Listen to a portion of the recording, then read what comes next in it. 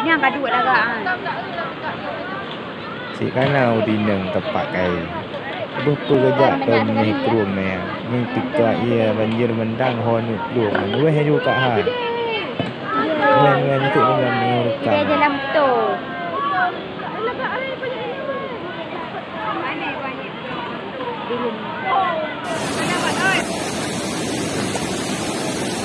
Abang dek tu thang nyai keruang dengan banjir na. Bang dek tu thang ni matang banjir ayo tu bang.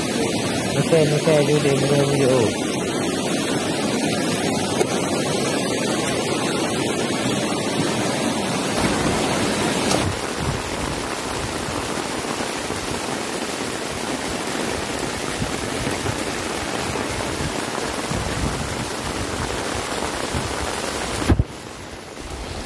Dan sekarang kami lagi menuju dari Tangsir ke arah Garut untuk melihat saudara kami. Ini saudara air yang ada di Garut.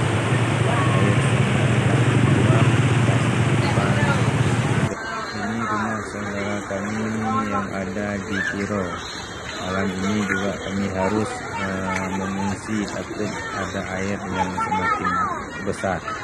Doakan kami saudara-saudara, semoga tidak ada apa-apa, selamat semua. Amin ya Allah. Ini adalah saudara-saudara yang sedang menghindar.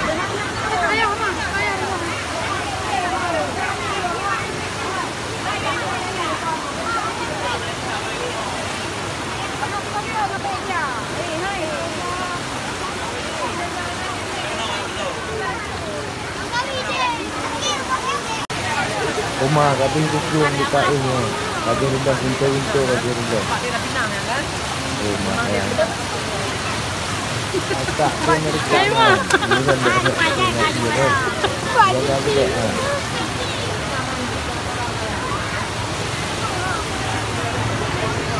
Dek, hati-hati dek. Jaga diri. Hati-hati, ini air semakin membesar. Waspada selalu ya. Ingatkan di rumah juga ya. Hati-hati terus ni.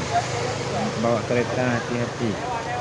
Banyak masyarakat di sini sedang panik. Semoga tidak ada apa-apa ya.